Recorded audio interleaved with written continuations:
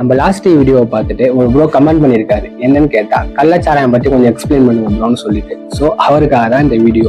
Bro, நீங்க கள்ளச்சாராயம் பத்தி தெரிஞ்சுக்கணும்னா கொஞ்சம் டைம் டிராவல் பண்ணி போகணும் ப்ரோ.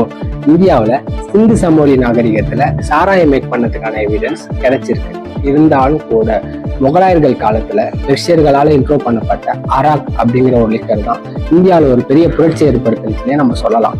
ஆரம்ப காலத்துல அந்த அராக்கை தமிழர்கள் தேசிதார்னு சொன்னாங்க. புரியல, சாராயம்னு சொன்னாங்க ப்ரோ. இப்ப வரைக்கும் டிஸ்டில்டு பேவரேஜ சாராயம் தான் சொல்றாங்க தமிழ்ல. அண்ட் பெர்மிட்டட் பேவரேஜ சோமபானம்னு சொல்றாங்க. இன்னொரு முக்கியமான விஷயம், நீங்க கேட்டது கள்ளச்சாராயத்தை பத்தி தானே.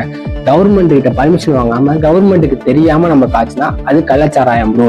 கவர்மெண்டோட பர்மிஷனோட நம்ம லிக்கர் மேக் பண்ணா அதை தமிழ்ல சாராயம் தான் சொல்லுவாங்க.